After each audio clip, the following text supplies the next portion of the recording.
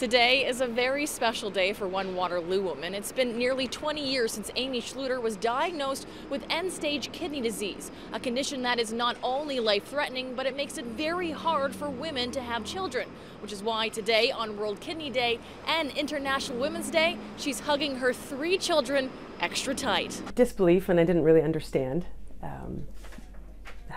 how it could happen. There really wasn't an explanation for it. An explanation for why, as a healthy adult at the age of 25, Amy Schluter's kidneys began failing. I wasn't feeling well.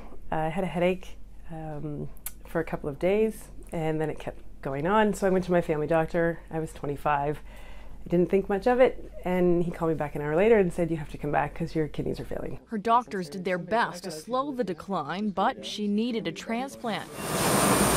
A year later, Schluter got a kidney from her sister.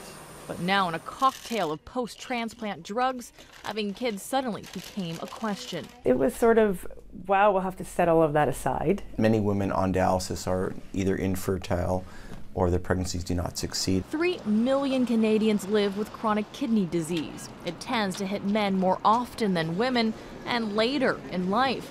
So, at 25, Schluter was considered by her doctors to be an unusual case. But Dr. Jeff Zaltzman wanted to make sure Schluter lived a full and healthy life, and one that included children. When you're sick with renal failure, it's exceedingly difficult, and for dialysis, which is another option, pregnancies are not great.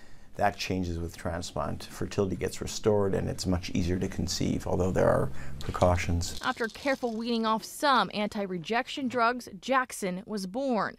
5 years later, twins, Emma and Xavier, followed, making World Kidney Day and International Women's Day extra meaningful for Schluter. I'm very much a working woman and a leader in our community who has to fight uphill battles with that and uphill battles with my health. And I think, through hard work and the support of my husband and our children and my family, I've been able to overcome pretty much anything that's sort of been put in front of me. Remember, one donor can save up to 8 lives, and in Amy's case, help create new life. That's why the folks here at St. Mike's are encouraging everyone to go to beadonor.ca, sign up, and then tell a family member. Amanda Ferguson, City News.